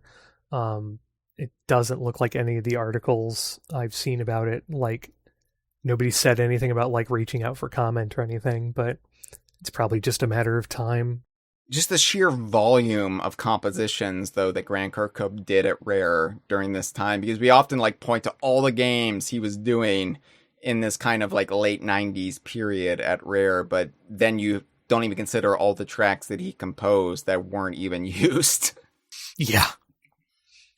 All right. Well, we have some calls to take, Jem. Oh, lordy. Okay. It's gonna be fine. It's gonna be fine. We're gonna take them. You can always call the DK Vine hotline at 1-202-630-VINE. That is 8463. In this case, everybody called in about the Super Pocket Rare Edition. So, you ready to play the calls? Yes, let's do it. All right. Hello, Jim. Hello, Hyle. This is Chromax calling in for the Super Pocket Rare Edition. And after some frenzied research, it seems like this news is pretty, par for the course. The Super Pocket is just the smallest and cheapest form factor for this particular brand of retro consoles, and they tend to make an edition for like everybody that they make a deal to get games with. So Rare is just like the latest in that line. That being said, the fact that it's only $70, which you could say is a bit much for an impulse buy, but that's what regular games now cost anyways. So I guess it's enough to just like buy for the nostalgia, even if you only play it a little bit. That does make it seem like more of a pill to swallow. I wonder the impression this is more expensive. But I guess I could talk a little bit about just this line of consoles itself. It's clearly trying to like evoke the Game Boy in its design. It has the same sort of form factor, which like even if you want something smaller than the Evercade, you don't have to go in that direction. I do think that says something interesting about how like the idea of like nostalgic or retro video games kind of like they kind of lose their distinctiveness over time. So like for example, the ending credits of the Sonic the Hedgehog 3 movie had this like early 3D sort of aesthetic. They kind of look like a Sega Saturn game or maybe something like that. As despite the fact that the adapted Sonic Adventure 2, which was on the Dreamcast, that had this whole different, slightly more advanced aesthetic. And I think there's also something to be said for the fact that like the headliner game for this is an N64 game, even if the rest of them are older. You're playing it on this sort of like Game Boy form factor. So, I do think that's interesting about how like we want the idea of like retro games or nostalgic games. We don't care if it's like 100% correct to the context, because we don't usually associate Rare with like the Game Boy, except of course for the amazing Conker Super Pocket Tales. Thanks for taking the call. Well, thank you for the call. I would say that this, for like trying to harken back to a particular era, this brings to mind the Game Boy Color most of all for me. Yeah, and obviously. The Game Boy Color was 1998. Just after Banjo-Kazooie released. And, you don't really want to invoke the N64 because, well, it's not an N64, it's a handheld. Yeah. And it's not like they weren't making Banjo for the Game Boy Color. Yes, that's true. Yeah, Grunty's Revenge started life as a Game Boy Color game. Want to clarify if it sounds like you are under the impression that these what am I trying to say? These have cartridge slots. They're not just $70 and it's just these 14 games. You can buy cartridges and play other things on them. Yep. And I actually own a bunch of Evercade cartridges. I have the Yamasoft collection. I have some of the Atari and Commodore 64 collections. I'm definitely getting my money's worth out of it. So I don't think that it's a pill to swallow at all, hard or soft. It's just buying a console. And a relatively cheap one by today's standards. $69.99 USD is pretty good these days. Yeah, and I'm struggling to think of something.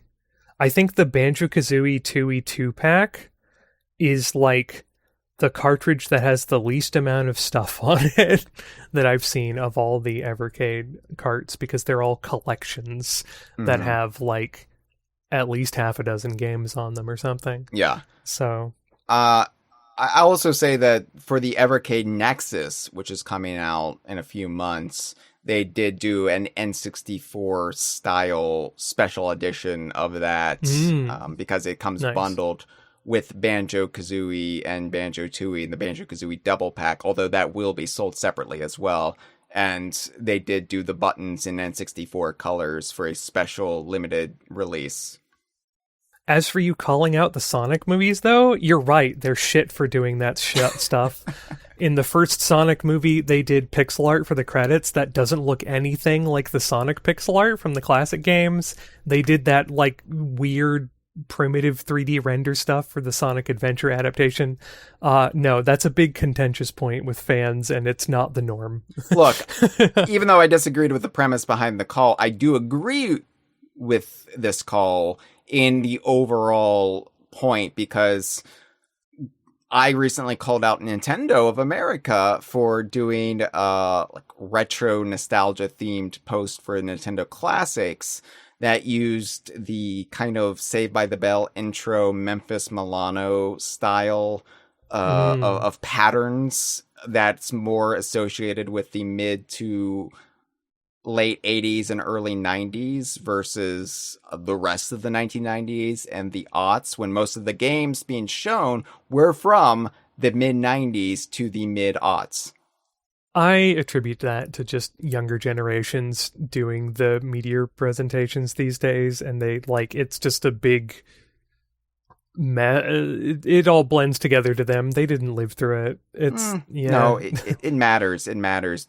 Do some research. Like, I agree. The 90s aesthetic that we often see is, or often these days, early 90s or the Y2K era, and everybody just skips over the way the majority of the 1990s looked in marketing, in just general aesthetics, which you can see more clearly when you look at Nintendo of America's Play It Loud era, which was very like grunge, very like coded to Generation X who are coming of age around then. And just like the 80s is really different eras. The early 80s was basically the late 70s. You know, what we think of as the 60s, well, it took a while to get to the 60s, as is often homogenized and distilled. Yeah, we often categorize decades as being from like 60 to 69 and then 70 to 79, but really it's like 65 to 75. Yeah.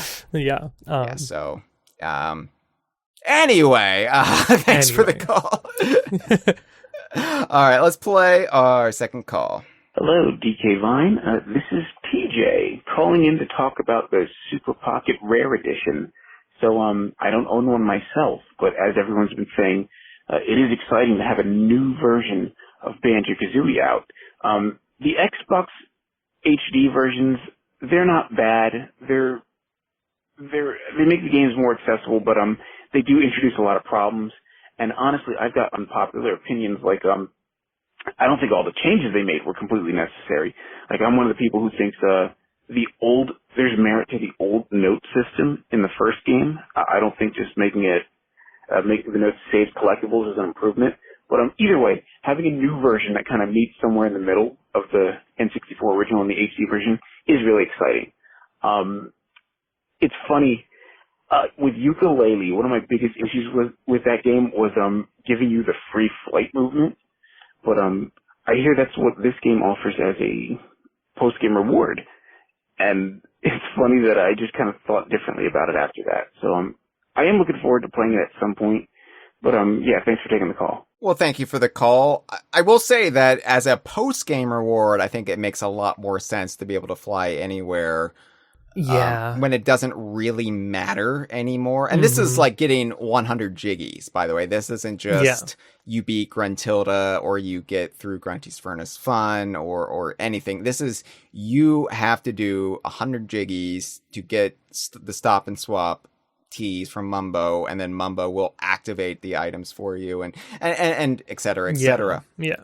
But yeah, I think it's even something Platonic realized where with Yuka Replay, flight is a much more limited thing than it was in the original release. But yeah, I don't think it's a controversial opinion at all to say the XBLA version made some changes for the worst. And if you ask most of DK Vine's staff, we will say, yeah, the old note system is best. I can certainly see situations where like the new note system would be preferred, like conversation the other day about how someone was sitting down with like their nieces and nephews and playing banjo on XBLA, and if the notes hadn't stayed picked up, it probably would have been a turnoff for them because death resets all your progress. So I can see merit to that.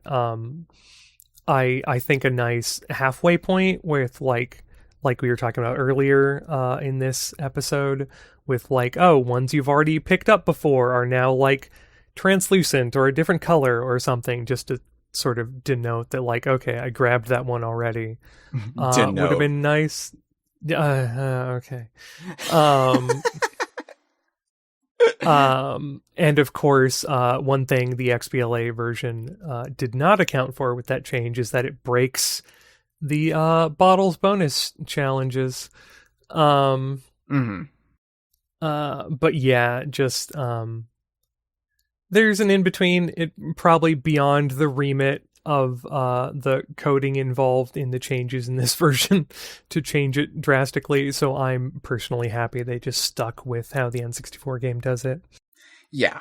And let's be honest, the majority of people who pick up this version will probably be older or, yeah, you know, they're not going to be really kids really playing this often, as is the case with these retro tinged releases. I don't think that's the market that they're targeting it towards. So it makes sense to have it be a slightly more difficult version. Mm-hmm. Yeah, and TJ is also here in the live stream chat and points out that there's at least one Mumbo token you can be locked out of getting if you drain the water from the Gobi's Valley Pyramid. Before grabbing it, the Breagle boost makes it so you can grab it even after it's been drained. So yeah, it's a nice little tool to have. And honestly, as a post-game reward, and I'm really sorry that I always slag on Super Mario 64 and its post-game reward with Yoshi giving you the fancier jump and the 100 lives. I'm like, oh, that doesn't do anything. That's not worth it. But comparing this to that, yeah, this is so much better because you can do things and yeah, you might break the game a little bit, but I love that it gives you that freedom to do it because, hey, you've beaten it. You've done everything. Yeah. This is now truly your playground in a way that it wasn't before. All right.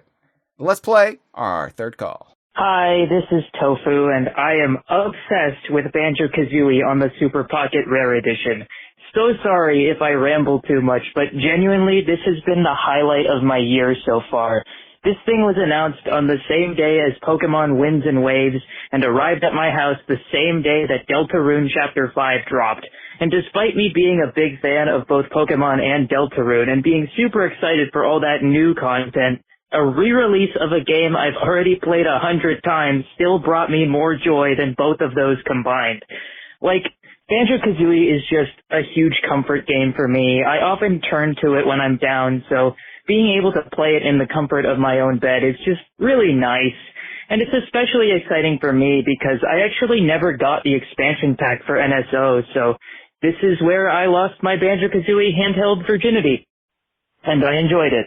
Anyway, I have a lot of thoughts on this version of Banjo-Kazooie, but I'm sure you've already talked about all the obvious stuff, like the Go to Grunty's Lair button, the Talon Trot toggle, the music player, Mumbo's naked xylophone, Gloop's bubbles moving way too fast, Grunty only needing to be hit with 2 eggs instead of 3 in Phase 2 of the final battle for some reason. All the obvious stuff. But probably the most obvious thing is Stop and Swap, and how, to me, it really feels like they're setting up for some kind of integration with the double pack for Tooie, so I'm excited to see how they handle that and curious what you guys think of it too. But my absolute favorite thing in this version is that Kazooie no longer says a slur. She calls Mumbo Mask Misfit instead of the other word, and I can't help but think, that's character development. That's the first bit of Kazooie character development we've gotten in years. Now, I don't know your stance on the XBLA version, whether or not you count that as a separate adventure where just the same things happen, but I like to say it is just because I think the characters are self-aware enough for it to make sense, and it's just more fun to say, yeah, fuck it, everything's canon. But I want to know if you think the Super Pocket version counts as a separate adventure or not, because for me, I don't want to deprive Kazooie of this character development. That feels disrespectful to Kazooie, and I would never disrespect Kazooie. But, yeah, I love the Super Pocket so much, and maybe I'm just a desperate Banjo-Kazooie fan starved for content, but, like, I don't care. I love it so much. I love Banjo-Kazooie so much. I love the characters Banjo and Kazooie so much. They're my favorite characters ever. They're always there for me when I need them, and now they can be there for me even more, anytime, anywhere, and that just means a lot to me. Okay, sorry, I'm done yapping. Thank you for taking the call, and have a great day. Well, thank you for the call, Tofu. I'm glad you're enjoying it as much as you are. Yeah, nice energy. I guess you're right about Gruntilda and the eggs. I hadn't even picked up on that alteration. Yeah, I have not done the Gruntilda fight enough to internalize it. I've played the game a lot. I've started the game a lot, and I often get up towards the end of the game, but secret, I don't like the Grunty fight. So I've probably only done it through a handful of times over the years. I actually like the Gruntilda fight. I've grown to like it over the years. Well, as I've mentioned, I'm horrible at aiming in the air, and also I'm bad at, like, aiming eggs has always been a sore spot with me, and I find myself doing the go into first person and align yourself thing a lot in this version of the game.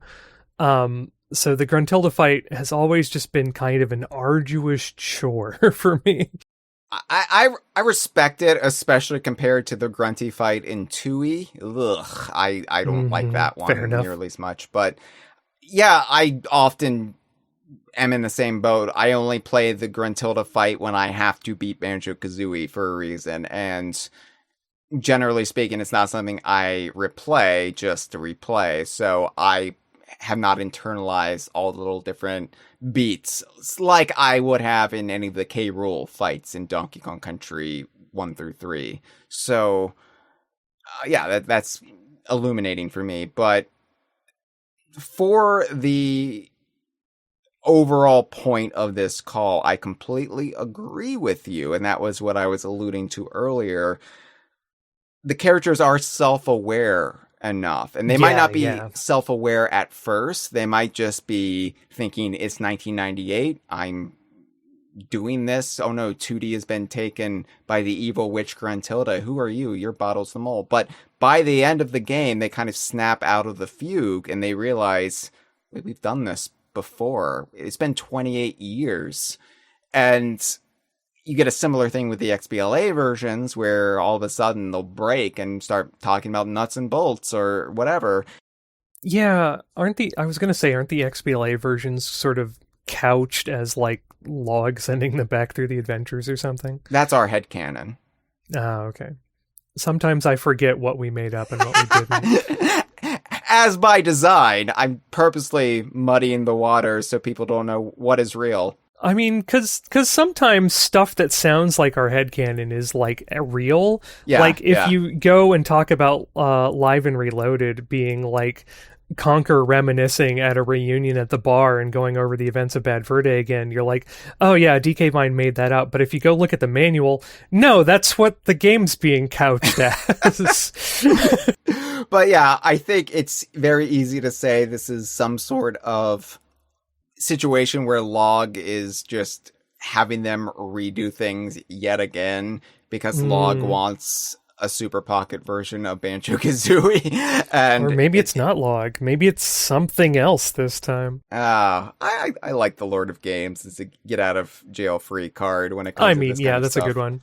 But yeah, I completely agree. And I agree it's character development. It's not like Kazooie is incapable of growth. And honestly, like for as cheap as some of the humor was when it comes to Jolly and Maggie and Banjo-Tooie, one thing I will give Rare full credit for, and something that I really like was continually developed through Banjo Pilot and Nuts and Bolts, is that there's never any gay panic from Banjo or Kazooie when it comes to Jolly. And in fact, they just befriend Jolly, and it's not an issue, and it's never made into an issue. And it's like, Kazooie can grow and become a better person. And in this instance, it's like, yeah, she wouldn't use that word anymore.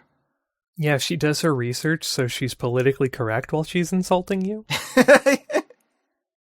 Yeah, it's like, Kazooie's like, actually, Mumbo, I don't know what sort of pastiche you are of some indigenous culture, but I find you very insulting now. But yeah, it is truly a treat, this version, and I'll have more to say in my final thoughts, but I'm right there with you. I think that this is a surprise and a delight because this came out the same week as the new Star Fox. And talk about like N64 throwbacks, and we're replaying the same game again, but in a different context.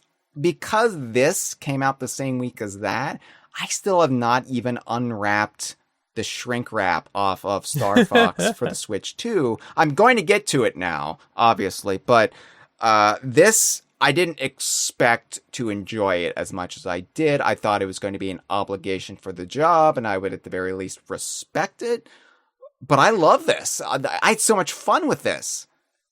I wasn't going into it with quite such like a perfunctory business-like attitude, but I still ended up having way more of an enjoyable time with it than I thought I was going to for being like Banjo crammed onto a handheld. Yeah, it's honestly, you can't reach the heights that Bonanza reached for me last year, but it's the second year in a row I've had something come out in the summertime that has just like blown me away. So yeah, I'm definitely an advocate for this. Thank you for the call, Tofu. All right, one more caller, and then we'll wrap this up with the final thoughts. I will go jump in the shower, or maybe the refrigerator where the ice key is stored in Donkey Kong's house in DK64. All right. Hey, DK Vine, it's Steve from off of The Rare Gamer. And of course I'm calling to annoy Hyle again, because guess what? Stop and Swap. So of course I'm here. I'm sure you probably mentioned throughout the episode, or at least put an addendum in it, that Stop and Swap this game, at least, of course, in the first Banjo, where you have new music and new moves and cheats and a whole plethora of different stuff that we didn't before, so that's really cool. But I want to get your opinion on what happens when we finally get Banjo-Tooie Evercade. Because then we have two cartridges once more, and we don't have that silly Nintendo looking over the shoulder being like, you must take that out a month before you finish. I don't know why I gave Nintendo a British accent. They clearly would have been Japanese. But anyway, point stands. What do you think they would have done, or they will do, or what will happen with Stop and Swap, the greatest mystery ever to mystery? Thank you. Bye.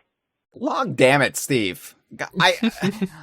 So the other day, my phone started ringing, and my phone notifies me when somebody's calling the DK Vine hotline. But because I have Steve in my actual contacts in my phone, I thought that Steve was just calling me, and I was like, why the hell is Steve McCorkle calling me at like 10 in the morning? And I freaked out. I was like, what is happening? Where am I? What do I do about this? And then I realized Steve is calling the DK Vine hotline to prattle on about Stop and Swap. It's okay. It's just natural. So, yeah.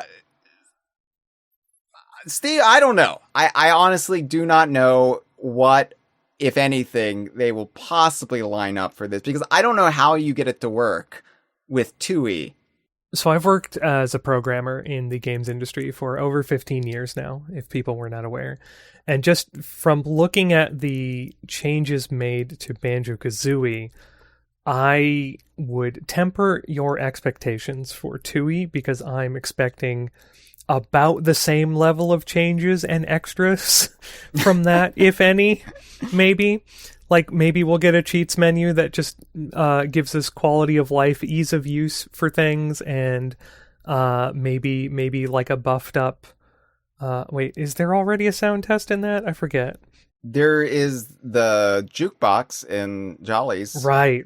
So I don't know, maybe they'll expand that or do something else along those lines. But yeah, I would not go into it expecting, oh my god, they're finally going to implement Stop and Swap. Don't hype yourself up for that. If it happens, I will gladly eat crow and be wrong, because that'd be awesome.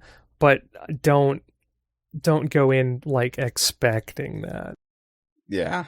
I'm very surprised by, like, it's a very simple solution in this game to make the payoff like worth it.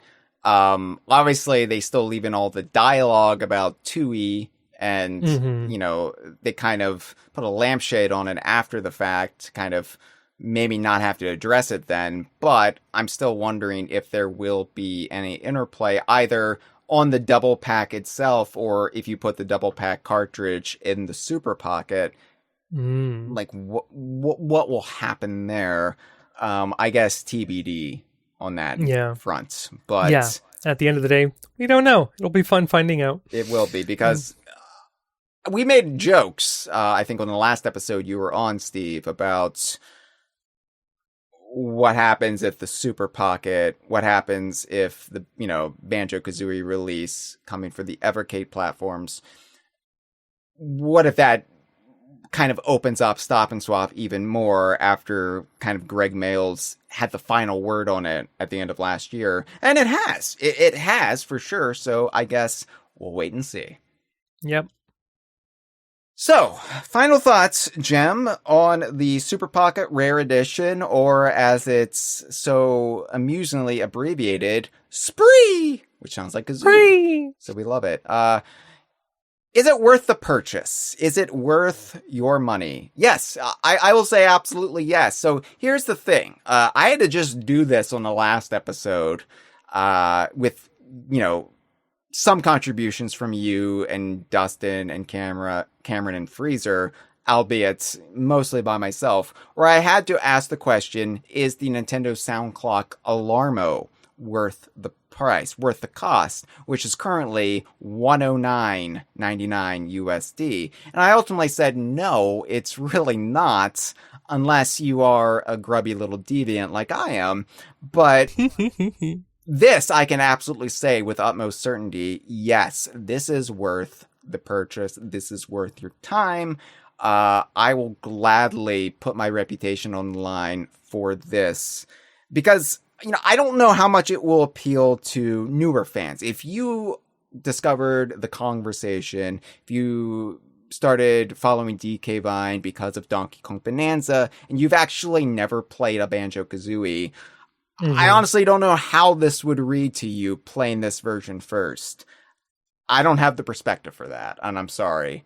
For me, I'm a purveyor of niche consoles. Like, I have Panic's Playdate console with its crank controls here on my desk next to my PSP, my Super Pocket, and my new 3DS, and several Tamagotchis. So it's probably worth the money alone for that, but also, as I clarified earlier, it is a console that takes cartridges. So, like, I already have like 5 or so cartridges. I'm gonna go pick up the Glover one that Pico put out at some point.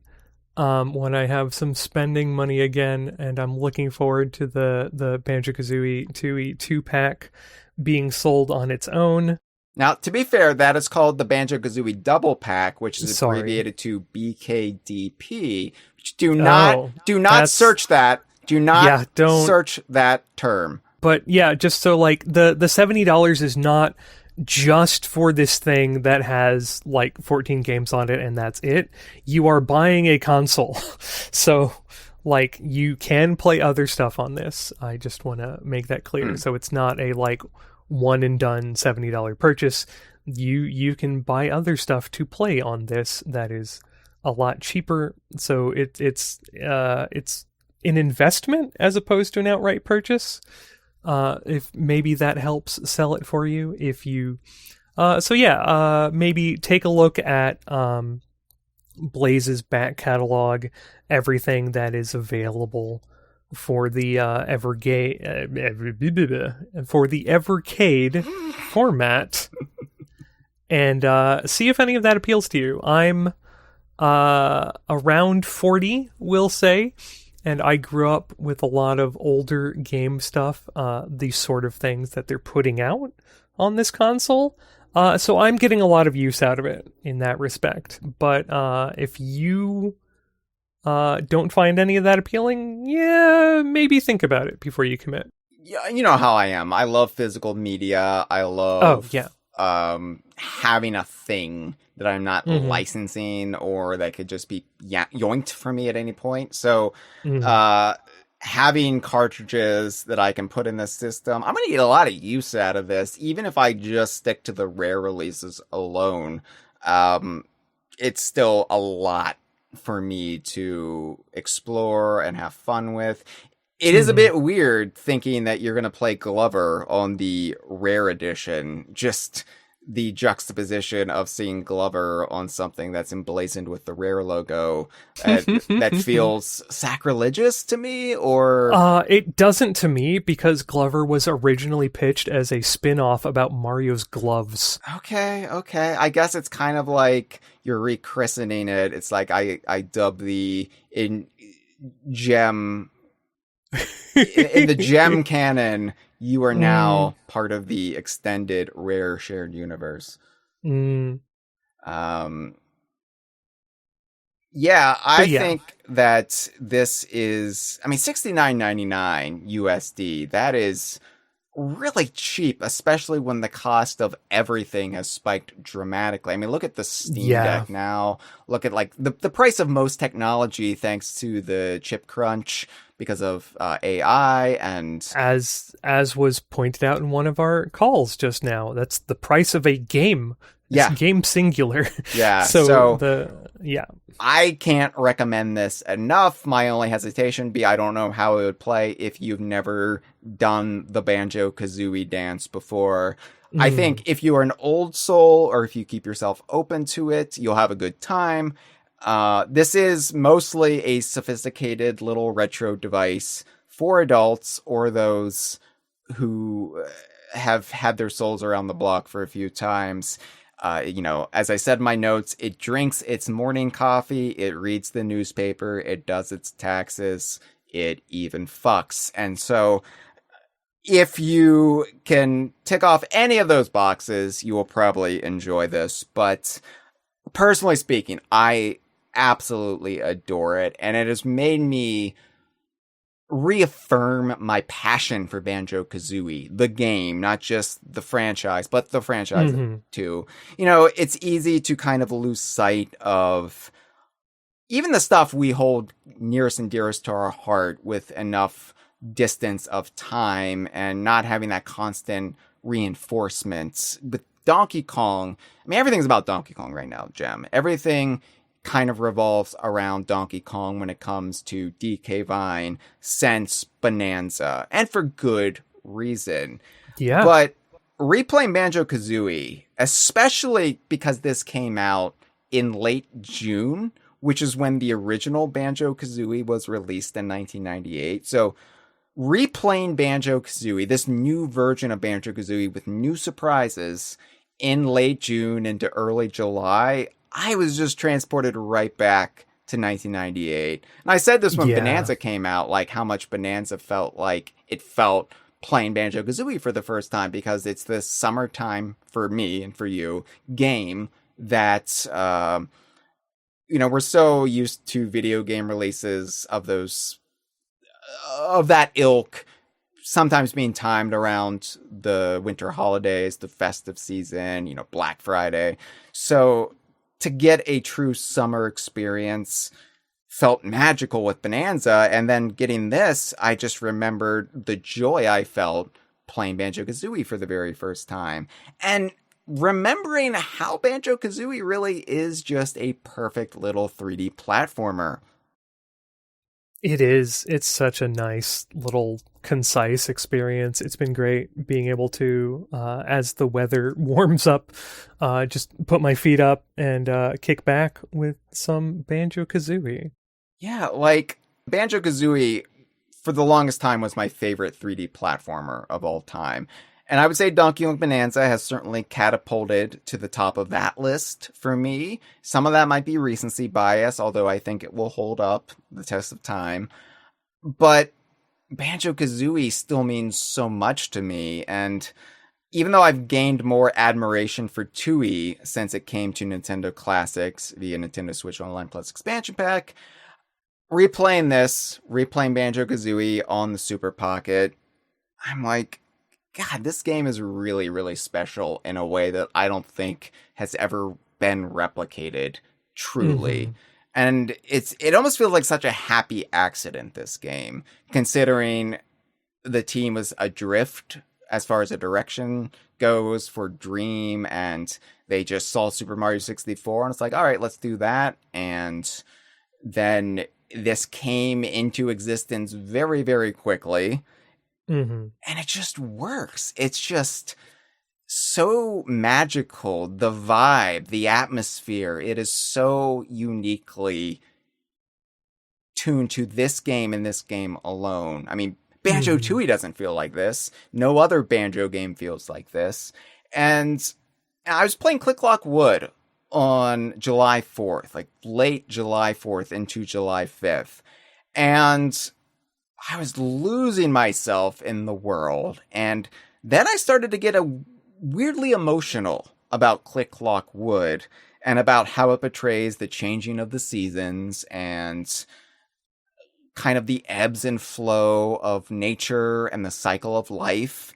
And I just started cursing Greg Mayles because Greg Mayles, this is his design philosophy. Mitchell and I talked a little bit about it when we did our DKU Architect episode on Greg Mayles a couple of years back, but Greg Mayles has this concept called the Wheel of Emotions, where he wants you to feel the full gamut of human emotion when playing a video game that he makes or he's helped design. And goddamn, Banjo-Kazooie does it for me. I mean, why does Click Clock Wood make me cry? I mean, what the hell, Greg Mayles?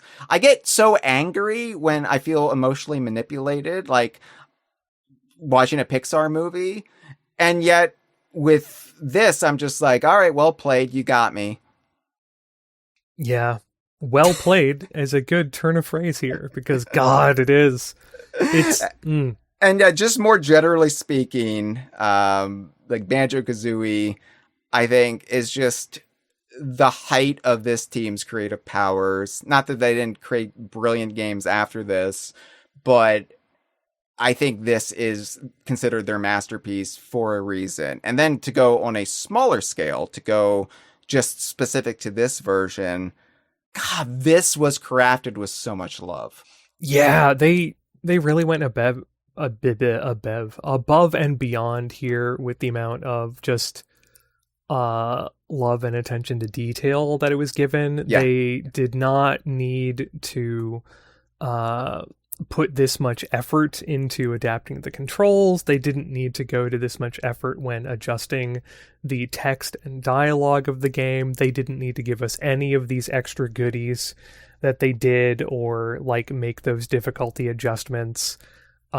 It's very clear that the people who worked on this port just they got it. They understood the assignment, and they cared about it, and it shows. And it's often said in game development, as in most creative fields, that if you're enjoying your work, it shows in the final product, and it really shows here. Yeah, for sure. Like, it's very easy from the outside looking in to say, oh, that's just going to be a cheap cash-in. There's no way Banjo-Kazooie could work with a D-pad. So easy that some outlets had their articles pre-written before even playing it. Like you said, the form factor of the device, it is so satisfying to hold, and the love and attention to detail put in to Banjo-Kazooie from everyone at Blaze, and then even the people at Rare who contributed, like Chris Alcock, who did a lot of work, Adam Park, Pete Hentz, and it's just so beautifully crafted. And yeah, this is, I think, right up there with the N64 version for me. Like, I think the N64 version will always come first in my heart, but this has definitely surpassed the XBLA version in my estimation. Oh, for sure. Like, that was fine for its time. It was fine as part of that kind of nuts and bolts and 2E XBLA nexus, but a lot of the charm of the original game was lost in translation, little kind of death by 1,000 cuts, and with this, I can honestly say they nailed it, and I'm really, really excited to see what they do with Banjo-Tooie when that comes out in the Banjo-Kazooie double pack. And, I don't want to wade in these waters too much, but what will they do with Stop and Swap? I mean, it is going to be very easy to mess around with that, and while I don't expect a lot of time and investment put into it, the possibility is certainly there, and it's tantalizing, and yeah, if it's big enough, then I guess I will have to do another... Damn it, Steve! This has been a File 2 production. ¡Qué rico!